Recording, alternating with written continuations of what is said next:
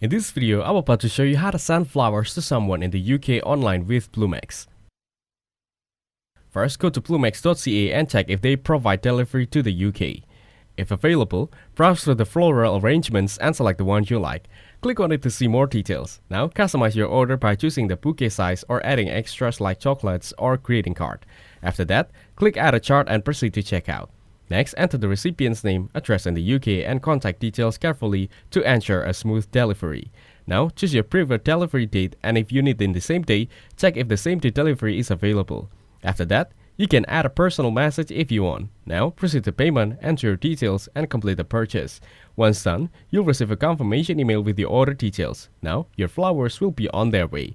If Bloom doesn't deliver to the UK, you can try other services like Interflora, Prestige Flowers, or Serenata Flowers, which specialize in UK flower delivery. Thanks for watching. Don't forget to like and subscribe.